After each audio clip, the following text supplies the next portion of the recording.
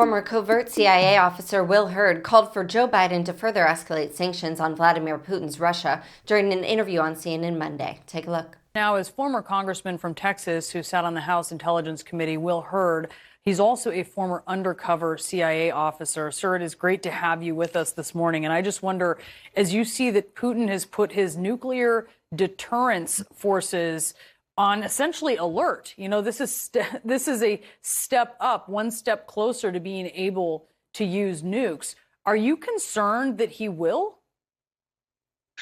We need to be prepared for him to use those nuclear weapons. I think looking at this as just a threat would be the wrong move. I think this is an opportunity to escalate further sanctions. Let's stop nickel and diamond, and every financial sanction we have available, let's put it down, because this is an actual threat. And one of the problems that we've been dealing with Vladimir Putin is we don't take his threats at face value.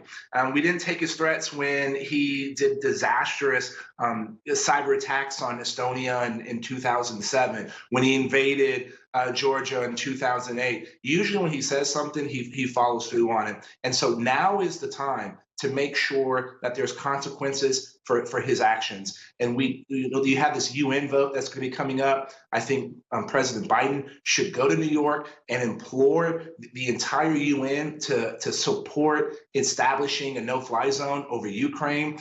We need to double down on sanctions against Belarus. You don't host Ukraine and Russia for talks and then potentially invade that country. And then you don't, at the same day, you say it's okay for Russia to put nuclear weapons in their country. I think that President Biden should also fly to Poland and get Macron to show up, get the new chancellor from Germany to show up, and say, if you step one Russian boot comes into NATO countries, we will be prepared to defend, and we will mess you up. And this is the kinds of things that we need to be doing in order to help not just Ukraine, but make sure we have the back of our NATO allies as well. Following the invasion of Ukraine, Russia is facing a global financial backlash that is so extensive that even the Swiss are taking sides.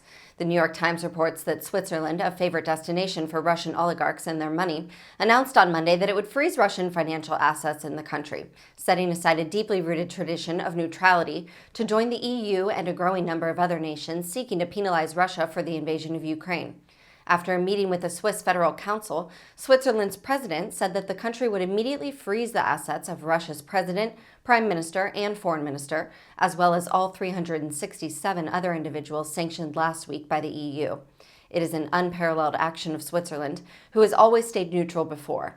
The sanctions will prevent the foreign minister, Sergei Lavrov, from flying to Geneva on Tuesday to address the UN Human Rights Council, Russia announced. Swiss National Bank data showed that Russian companies and individuals held assets worth more than $11 billion in Swiss banks in 2020. The sanctions are devastating Russia financially. The currency cratered, the stock market froze, and the public rushed to withdraw cash on Monday as Western sanctions kicked in and Russia awoke to uncertainty and fear over the rapidly spreading repercussions of President Vladimir Putin's invasion of Ukraine. The Times reported that as the day began, Russia's currency lost as much as a quarter of its value within hours.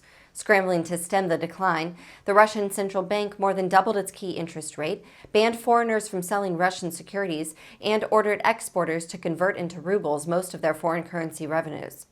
Thank you for watching. Please be sure to visit us at rawstory.com. And if you'd like to see more of the Raw Report, please like and subscribe, and join others who like their news raw too.